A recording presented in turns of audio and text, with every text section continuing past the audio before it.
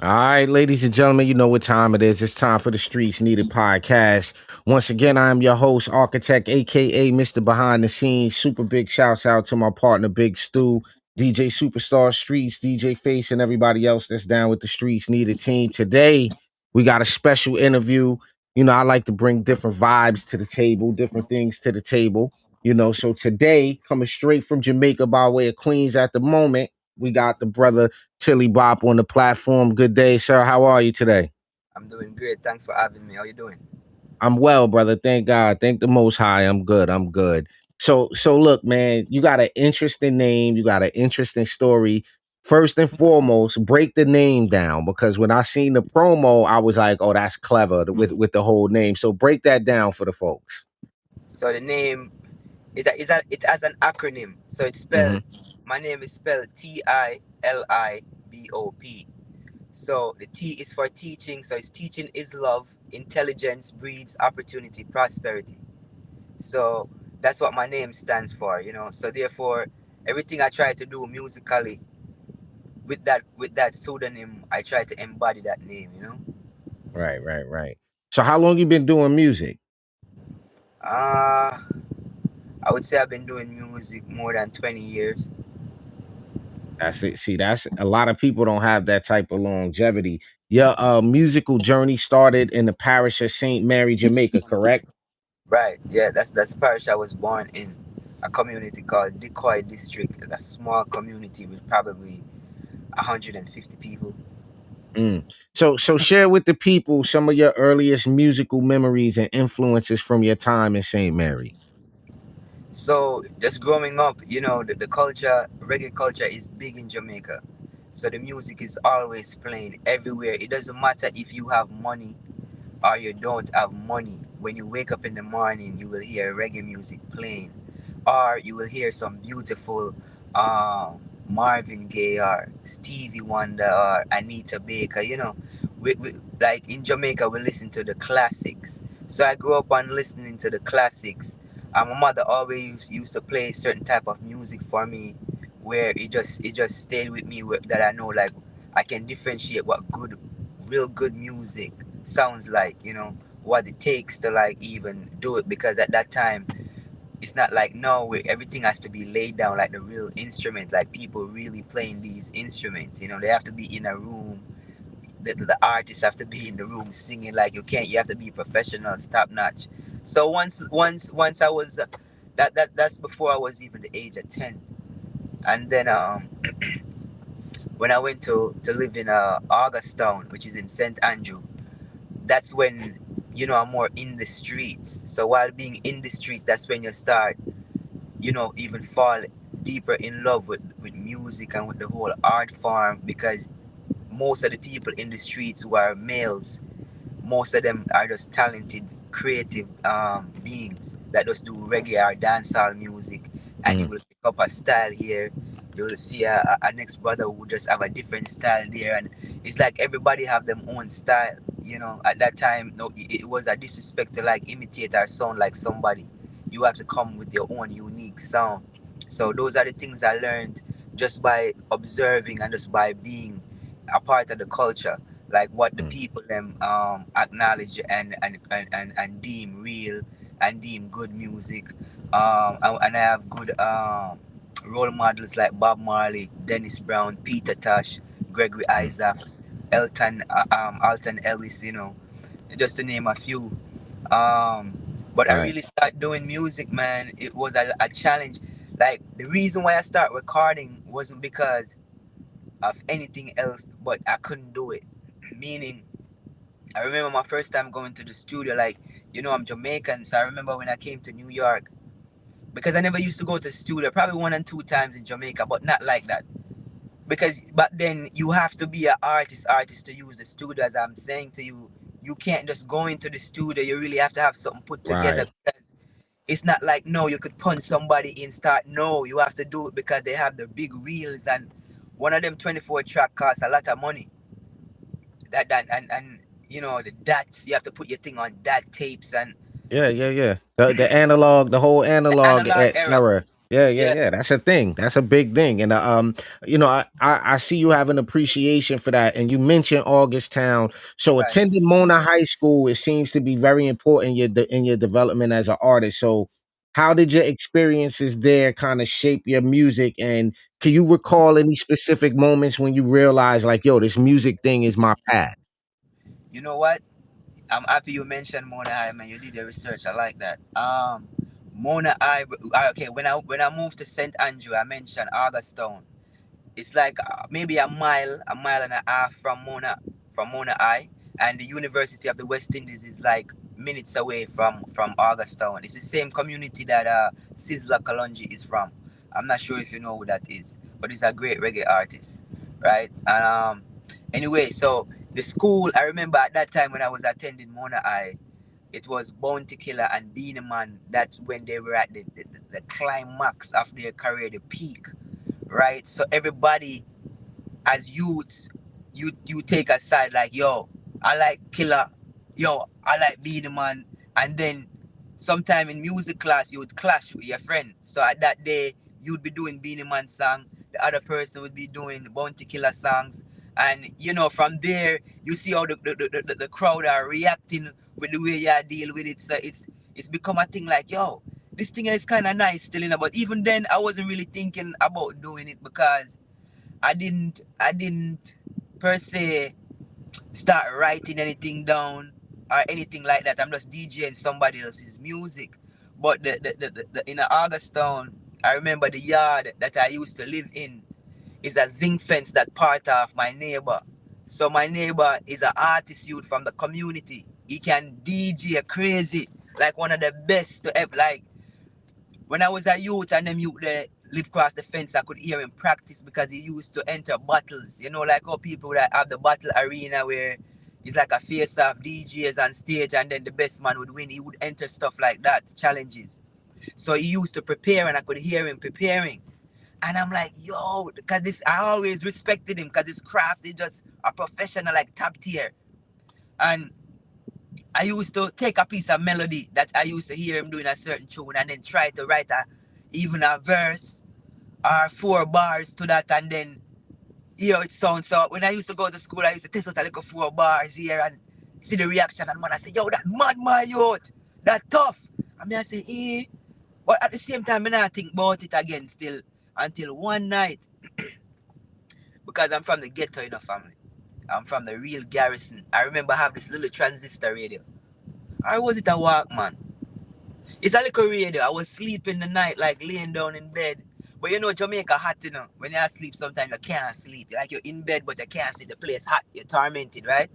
So I'm listening to my transistor radio, and I remember Lauryn Hill and Nas song start playing, "If I Rule the World," bro. And I swear to you, when I heard that song, I'm like, this is what I have to. This is what I should be doing. Music. I fell in love. I don't know. It's like a lot of emotions behind that as well because of my situation and I was living. I was just thinking of a way out, and I'm like, what can I do? And I just sum it up like, yo, music is really the only thing because I have a good voice. It's something that I have to own, meaning like tune it, but I have a Mm. unique sound. So I'm like, yo, this is what I have to do. And I remember that moment I started writing like a 4 bars here, a 8 bar here.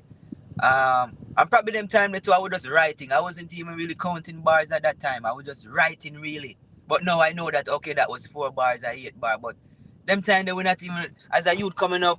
I didn't even know Just nothing about writing, no right? Just bars. write it. Just We, write it we, just, down. we just writing whatever until we say And stop. what We're like, sound good. that's Yeah, enough. yeah, no doubt.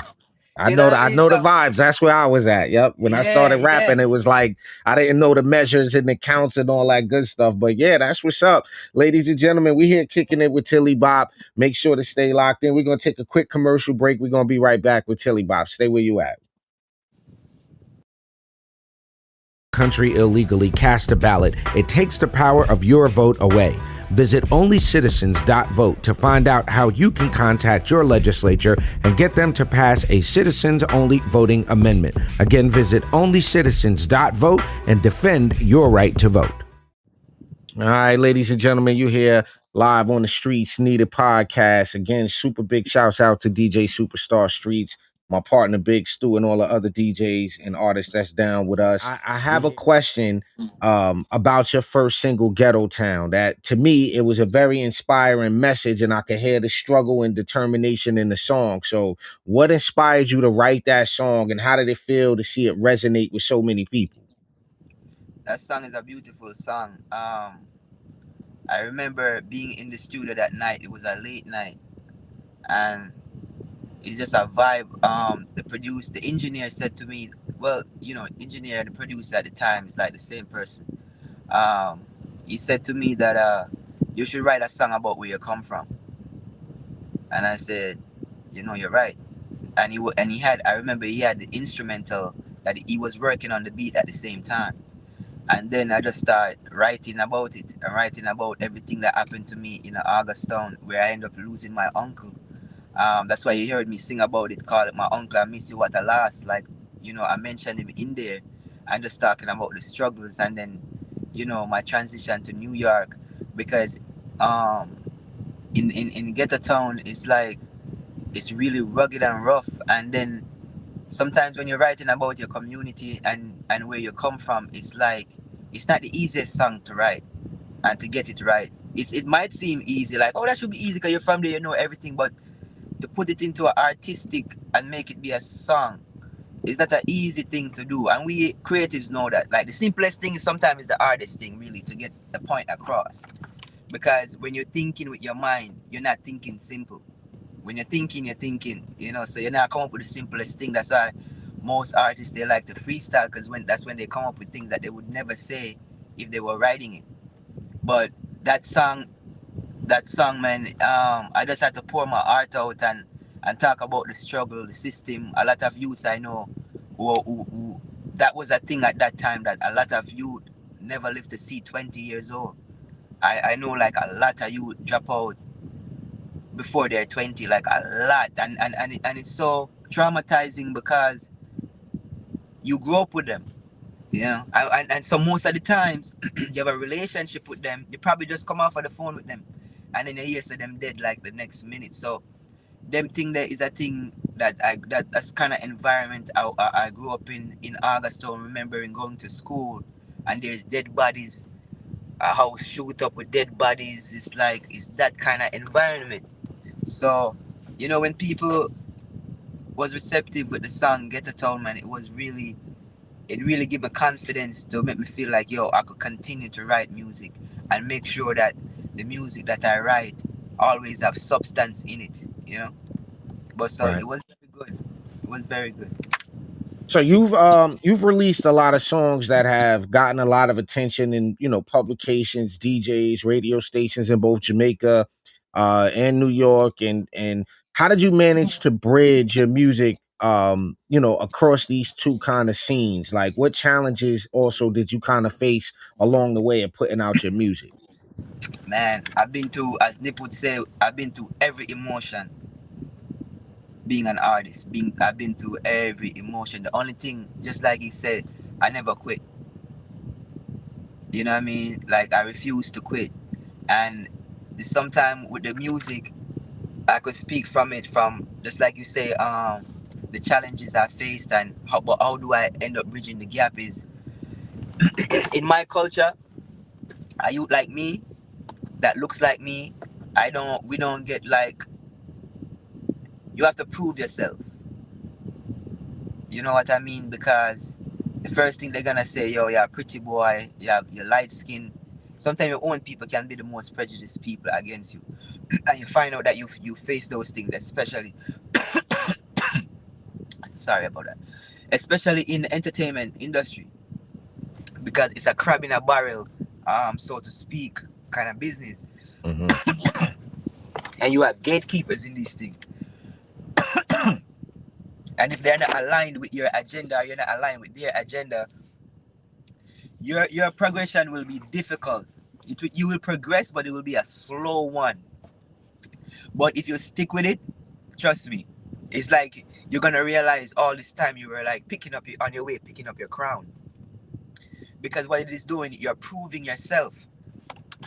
by putting out good music. You know what I mean? Because I want people to understand, like the youths them that's coming up. I want them to know what's going on. Like the youths them that doing like good music. So it's not something that everybody's gonna play. Sometimes your best friend is a DJ and they won't play your music because you're not doing trendy music. You're doing real good music. And I face those things on every platform. every platform. Every platform, bro. The thing is, I had to take a break from music because some of the times you are talented, you have that raw talent, but then you have to master that raw talent. And sometimes you have to take a break.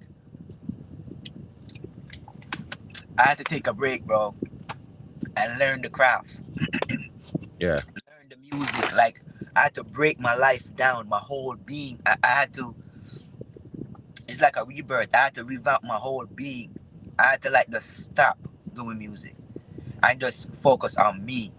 Um, I had to get connected with my roots, like reconnected with my roots. It's always in me, that fire always in me to know where I come from, what I'm about, my ancestry, know who paved the way. Because most of the time when you know these things, you won't end up bucking your toe. You understand? You will know how to step over certain little things and that mentality. If you know if you know that your bloodline is from a pharaoh or a king or however you want to put it, you're gonna act and move a certain way. But if you don't, you're just gonna be, you know what I mean? But when you do know, you're gonna like, yo, I'm from Kings, I'm from Queens, and whatever I'm putting out, and I have children, it have to be some substance in there. I can't be maturing and growing and still talking about stuff that I was used to talk about in my teenage years or when I was 20. I have to grow with my audience. Like, it's a lot of things. So when I study Bob Marley and I study certain top tier artists from my genre, I start realizing the way they write their music and how they write it and what they say, and why do I love it, even though I'm from Jamaica. But why does this music reach me? It's because I can relate to what he's saying. I could relate to the struggle, or I could relate to the topic. So I make sure that even if my music is not the popular, you could play my music amongst the popular folks, and my music will not be like, oh, what is that? Like, or they probably be like, yo, play that again, because they never heard nothing like this. It's some thought-provoking lyrics, like the things I say. Like 99% of artists will not say it because they're scared. They're scared like what gonna come behind it, or which is fine.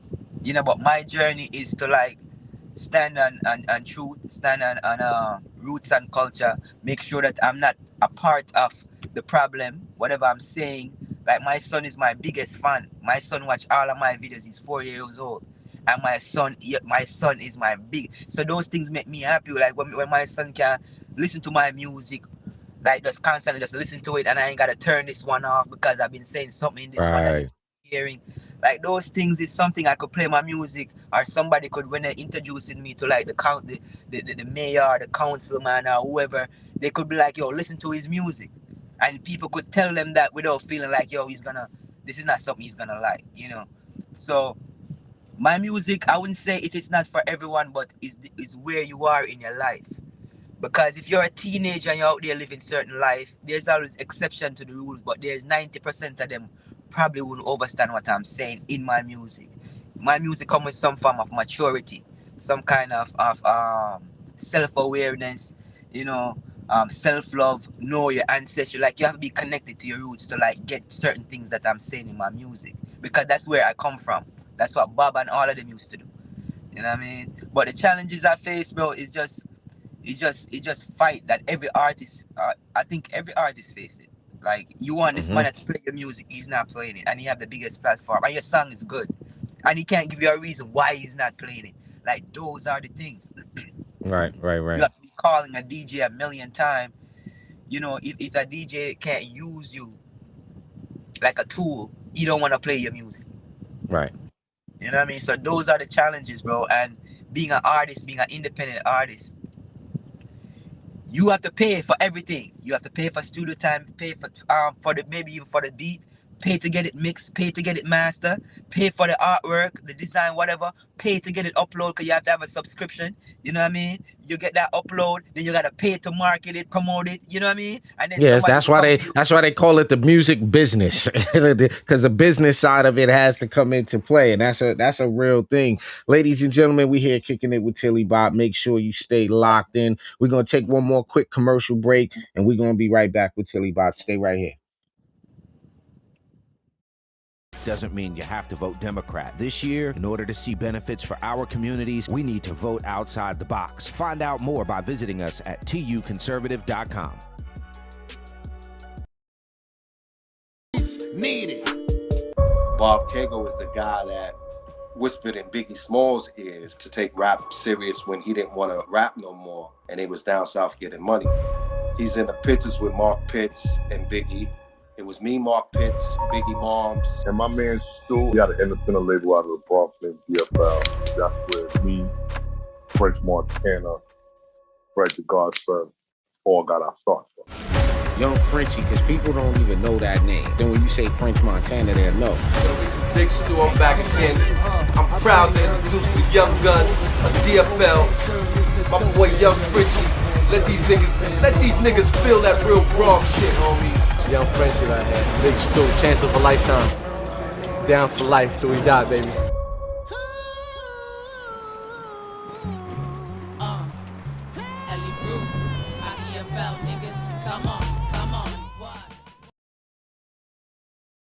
All right, ladies and gentlemen, we're here kicking it with TILIBOP right here on the Streets Needed podcast. Make sure you head over to Instagram, give us a like, head over to YouTube, give us a subscribe, hit that notification button. So I got a couple of more questions for you, and then we're going to get into this lightning round because this is your first time on the show, and that's just how we do it. But I wanted to talk about this Never Book Fit with Beanie Man and Naomi Campbell with Conscience. How did this collaboration come about, and what was it like working with such prominent figures in the industry?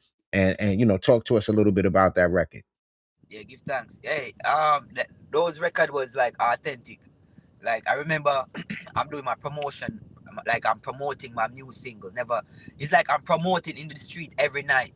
You know what I mean? So once you're in the streets in Jamaica every night, and you're going to all of the events, you're gonna meet artists. You're gonna meet artists. You're gonna build a rapport with the artist. But for example, the Naomi Campbell song, I remember I was in Jamaica, and I came back to New York. I remember I was in the studio recording the song, and then a big DJ from New York, he was in the studio, and he said to me, yo, leave that verse to open. I think Conscience would be nice for this song. And he got on the phone right away and called Conscience and said, yo, I have this TILIBOP. Because Conscience already know about me, because as I said before, I used to promote every night in the street, and he used to be out as well every night promoting his music in the street. So when you're an artist and you're doing that every night in the street, other artists respect you because they're like, okay, you're serious about your craft, because he's who he is, and you're still out there with them promoting. So you're trying to get where they are and rise above, and they respect that. And especially if your music is good, they will collab with you. So once him sent it to Conscience, I think it took like 30 minutes and sent it back. Beautiful verse. I loved it. Up to this day, I love that song. I always have mad love and respect for Conscience from that day moving forward, Being a man now, me and Being a Man I like brethren still. Being a Man I'm a brethren, like me I drive road up and down Being a Man in my car in Jamaica. Me and Being a Man apart, like Being a Man I'm a friend. So I remember I'm at the studio the night. I already recorded my part of the song, and I wanted Beenie Man to record his verse of the song. So I already planned it with the engineer, because I already know Beenie Man how him work. I told the engineer, I said, yo, listen, what time I reach a studio? He told me the time he's reaching. I make sure I'm at the studio before him. I make sure I'm gonna bring some money when we can buy him some juice, because engineer, you want him feel good. You understand? Because I have a task for him, Right. I'm gonna say, listen, you see, as Doc, because Beenie Man, we call him Doc, right? Me say, yo, as Doc reach the studio and him settle in, just start play that song. Don't play no other rhythm, no other this, play this. As him Indian, him settle down, play this. So I was in the studio as Beenie Man coming at the studio, and him settle down little. The engineer just start play the rhythm. So Beanie Man, you know, my bill him spliff and him in a nice vibe and then him look for me and say, Tilibop, what you want me to do with this? I'm going to say, anything you want to do, that, I'm not going to tell you what to do. Yeah, Beanie Man, right? Anything you want to do. So he's Yeah, like, all right. what I'm gonna tell you. He went and he killed it. He killed it. He freestyle, one go. Murdered it. And me and Beanie Man, I have more songs with Beanie Man on it that I haven't even released, to be honest. Like I'm in the studio recording and he will come in there and like, yo, let me do this part. And just do it. Beanie Man love music. That's why he's the king of the dancehall. He just love it. If you're a young artist and and him see potential in you, him will, you know, be a part of what you're doing to help you get on that stage without no money involved or none of these things. So Yeah. I remember those and they will always stay with me, you know, and those are good relationships. Right. In order to win your 30-second to 1 minute plug, we do a lightning round. And I didn't tell for all of the, the listeners, I didn't tell you about this before we did the Right. interview. So this is just off the cuff. I'm gonna ask you a series of questions. You Okay. gotta answer these questions the best you can. And that's how you earn your plug at the end of the show. You could take up to a minute, whatever you need to plug upcoming projects, to plug what you're working on now. So Right. TILIBOP, you ready for the lightning round, sir? I'm ready. Let's go. All right. First, who is your all-time favorite reggae artist? Bob Marley. What is your go-to reggae song when you need a pick-me-up? All that. Roots reggae or dance hall? Roots reggae. All right. What's the best reggae concert you've ever attended? Uh the best reggae concert. Um Whoa, I've been so many. The one with Ziggy Marley at the in Queens at the Royal Wilkins Park. That was an amazing. I think Sizzler was on that concert too. Yeah. Okay. Best DJ set? DJ Liquid, ZJ Liquid, Okay. Vinyl records or digital music? vinyl. See, that's what I'm talking about right there. I got my vinyl right here. Look at Of that. my, Look at that. See, that's what we of my talking about. of my album. Look at that. There you go. All right. Dub or ska? Dub. Easy answer. Look, easy answer. All right. One word to describe reggae music. One word.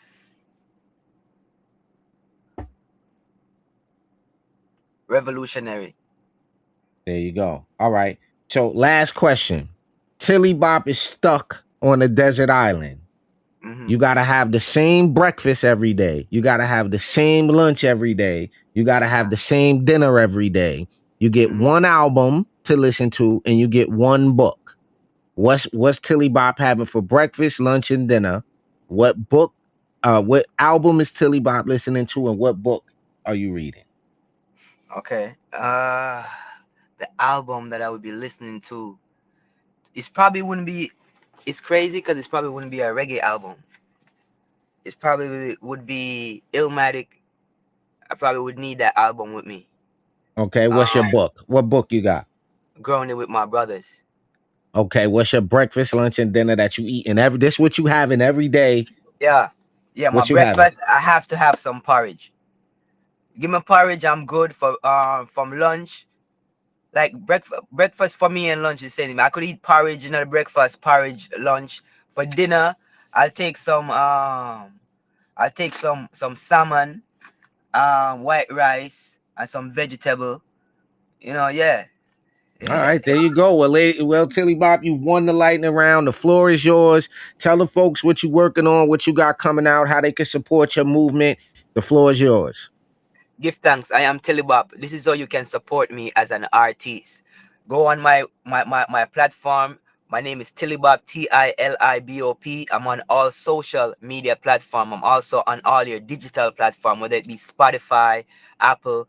Go there, type my name in, follow me. I have a lot of songs. I'm dropping a song every 6 weeks. Okay, I have 2 albums I'm working on right now. I'm working on a culture album, and I'm also working on an album, the straight female songs. And I'm an author. I write a lot of children books. You can go on Amazon, type my name in, Marvin Amos. That's my real name. MarvinAmos. AMOS. I have a ton of books for the family. Go there and support me. Follow me on there. Leave me some reviews. Yeah, and just follow my social media platforms, and you will definitely be updated on everything that I'm doing musically. Give thanks. Thank you for your support. Well, brother, I appreciate the interview. Thank you for taking the time. We know time is precious, and for coming on the platform. We applaud you. We salute you for coming on and what you're doing in the culture. We look to bring you back on the show as you look, release more music. Salute, brother. Any last words for the people before we get out of here? Yes, my brother. Thank you for having me. Thank you for having me on your platform. To all my people, it's nothing but love. Stay true to yourself. Until next time, just go ahead and follow me on all my social media platforms. TILIBOP. Blessings, There you love. have it. Ladies and gentlemen, you've been rocking with the Streetz Needed podcast. Once again, I'm your host, Architect, aka Mr. Behind the Scenes. Shouts out to DJ Superstar Streetz. Shouts out to Big Stu. And shout out to Smarts too for linking us, brother. Big shout out to Smarts. We Big appreciate up you. Smarts all the time, my brother. Yes, sir. Yes, sir. We appreciate it. Yeah, so for TILIBOP, again, I'm Architect. We'll catch y'all next time. We up out of here. Peace and love to the family.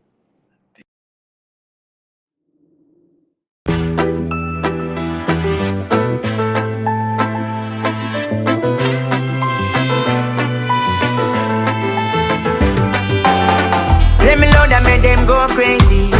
Rastafari never weakens, we holding strong. Babylon, me said them have to fear me. Stand for things that them can never overstand. Tip top shape, I'm all that. Put my life on the line for all that.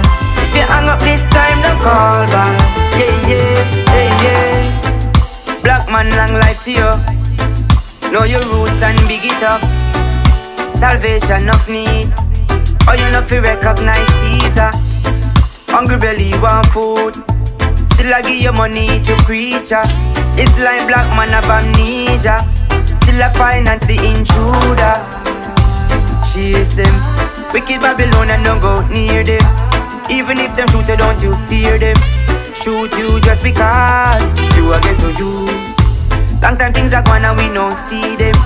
Session on a number we no hear them. Judge at about 60 we can't bail him. Free up the ghetto youth. Let me load and make them go crazy. Rastafari never weakens, we holding strong. Babylon, me said them have to fear me. Stand for things that them can never overstand. Tip top shape, I'm all that. Put my life on the line for all that. If you hang up this time, don't call back. Yeah. Don't say them love you must not mean that. The one above you, me no idiot. When Rasta chat the wicked, pre that. Black royalty, Lego Jesus. Someone have to say it, we all peep that. Fuel from the root to the treetop. We no play it safe, we in the lead pack. Trap on the wicked, make them feel that. Chase them. Wicked Babylon and don't go near them. Even if them shoot you, don't you fear them. Shoot you just because you are get to use. Long time things are gone and we no see them. Session on a number we no hear them. Judge at about 60 we can't bail him. Free up the ghetto youth. Let me load and make them go crazy. Rastafari never weakens, we holding strong. Babylon, me said them have to fear me. Stand for things that them can never overstand. Tip top shape, I'm all that. Put my life on the line for all that. If you hang up this time, don't call back. Yeah. My reward.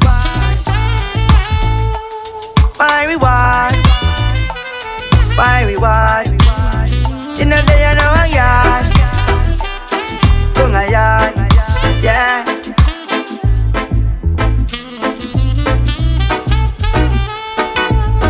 Let me load and make them go crazy. Rastafari never weakens, we holding strong. Babylon, me said them have to fear me. Stand for things that